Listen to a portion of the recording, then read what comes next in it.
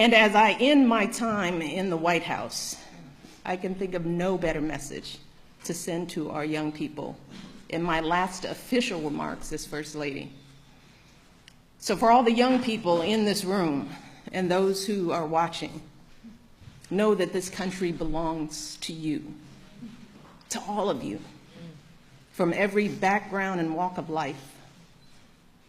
If you or your parents are immigrants, know that you are part of a proud American tradition, the infusion of new cultures, talents, and ideas, generation after generation, that has made us the greatest country on earth. If your family doesn't have much money, I want you to remember that in this country, plenty of folks, including me and my husband, we started out with very little, but with a lot of hard work and a good education, anything is possible, even becoming president. That's what the American dream is all about. If you are a person of faith, know that religious diversity is a great American tradition too. In fact, that's why people first came to this country, to worship freely.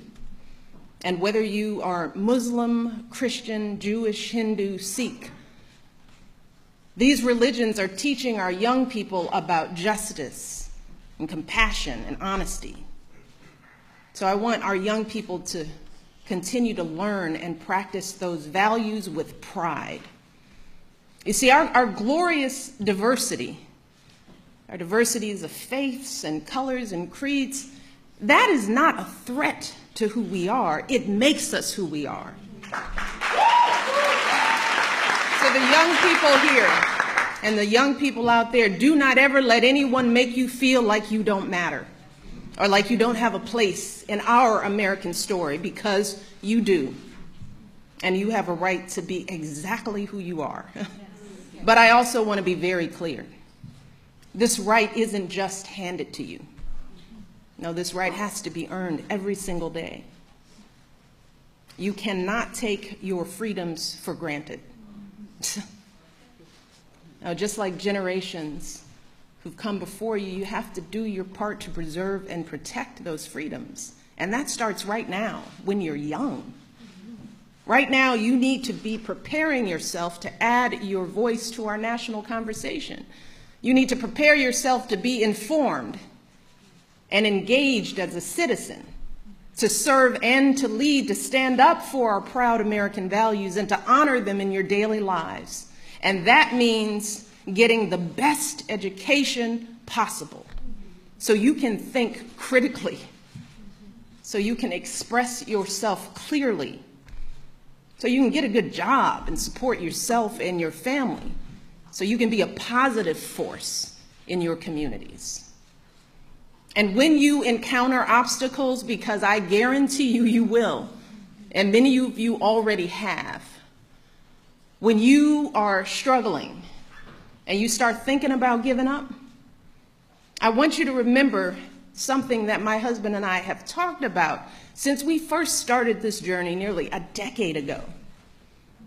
Something that has carried us through every moment in this White House and every moment of our lives. And that is the power of hope. The belief that something better is always possible if you're willing to work for it and fight for it. It is our fundamental belief in the power of hope that has allowed us to rise above the voices of doubt and division, of anger and fear that we have faced in our own lives and in the life of this country. Our hope that if we work hard enough and believe in ourselves, then we can be whatever we dream, regardless of the limitations that others may place on us. The hope that when people see us for who we truly are, maybe, just maybe, they too will be inspired to rise to their best possible selves. Shoot, it's the hope of my folks like my dad, who got up every day, do his job at the city water plant. The hope that one day his kids would go to college and have opportunities he never dreamed of. That's the kind of hope that every single one of us, politicians, parents, preachers, all of us, need to be providing for our young people, because that is what moves this country forward every single day. Our hope for the future and the hard work that hope inspires. So that's my final message to young people as First Lady. It is simple.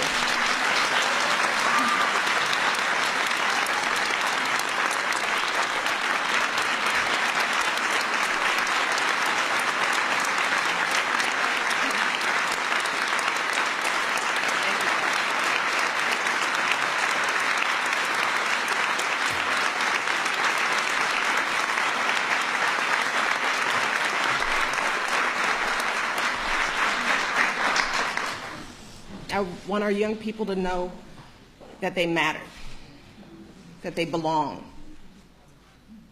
So don't be afraid. You hear me? Young people, don't be afraid. Be focused. Be determined. Be hopeful. Be empowered.